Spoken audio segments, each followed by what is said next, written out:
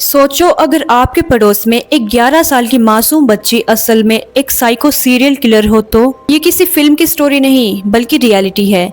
1968 में इंग्लैंड में Mary bell नाम की एक 11 साल की बच्ची ने सिर्फ 4 साल के बच्चे मार्टिन की गला घोंटकर उसकी हत्या कर दी। पुलिस को और डॉक्टर्स को मार्टिन के गले पर कोई निशान नहीं मिले क्योंकि बच्चों की स्किन बहुत ज्यादा लचीली होती है, जिसके कारण मार्टिन की गर्दन पर कोई निशान नहीं पड़े थे। मार्टिन की बॉडी के पास कुछ जहरीली दवाइयों की बोतल्स थी, तो डॉक्टर्स को लगा कि इन दवाइयों के कारण मार्टिन का दम घुटने लगा और उसकी मृत्यु हो गई। पुलिस की इस लापरवाही का फायदा उठाते हुए मैरी ने ठीक 9 हफ्ते के बाद एक और 3 साल के मासूम बच्चे ब्रायन की हत्या कर दी और इस बार मैरी ने क्रूरता की सारी हदें पार कर दी। उस बच्चे के पेट पर अपने नाम का पहला अक्षर M लिख दिया। और इतना ही नहीं, जब इन बच्चों के अंतिम संस्कार में जाती थी तो उनकी माँ के सामने जाकर स्माइल करने लगती थी और उनको रोते हुए देखकर उनके मजे लेती थी। ट्विस्ट की बात ये है कि ये सब कुछ वो अकेले नहीं कर रही थी। इन घिनौनी हरकतों में उसका साथ दे रही थी 13 साल की उसकी फ्रेंड नॉर्मा बेल। नॉर्मा थोड़ी सी मंदबुद्धि थी और मैरी उससे डरा धमका के रखती थी, इसलिए नॉर्मा उसकी सब बातों को मान लेती थी। सेकंड मर्डर के बाद पुलिस को शक हुआ कि इस इलाके में कोई साइको किलर घूम रहा है।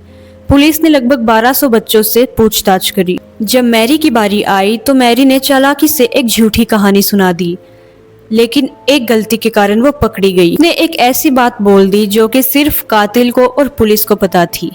जब मैरी बेल और उसकी फ्रेंड नॉर्मा ने उस 3 साल के बच्चे का कत्ल किया था तो उसके बाद वह घर चली गई, लेकिन कुछ देर के बाद वो उस शमशान इलाके में फिर से गई एक टूटी हुई और पुरानी कैंची लेकर। उस कैंची से उन्होंने उस बच्चे के बाल नोच नोच के काट दिए। उसके बाद उसके पैरों पर, उसके शरीर पर उस कैंची की नोक से, और फिर वो कैंची उन्होंने वहीं पास में घास में फेंक दी, जो कि बाद में पुलिस को बरामद हुई।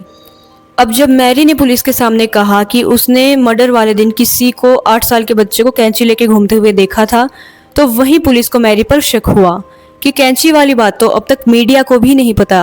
कैंची से भी वार किया गया है, ये बात सिर्फ और सिर्फ पुलिस को पता थी और उस कातिल को पता थी। फिर पुलिस ने एकदम सख्त होकर मैरी और नॉर्मा से पूछताछ शुरू की। मैरी फिर से झूठी कहानियां बनाने लगी, जबकि नॉर्मा ने डर के मारे एक एक सच्ची बात पुलिस के सामने कबूल कर ली और पुलिस को बता दिया कि मैरी ने किस तरीके से 2 मर्डर किए। अब ये सब कुछ होने के बाद कोर्ट ने मैरी को उम्र कैद की सजा सुनाई, लेकिन 12 साल के बाद ही जब मैरी की उम्र 23 साल हुई तब उसे जेल से एक नई आइडेंटिटी के साथ, एक नई पहचान के साथ जेल से रिहा कर दिया गया। कहानी यही खत्म नहीं होती।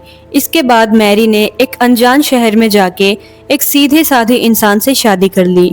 उसके बाद उसने एक बेटी को जन्म भी दिया। शादी के 14 साल के बाद कुछ रिपोर्टर्स एंड मीडिया ने मैरी को ढूंढ निकाला और वे उनके घर पहुंच गए।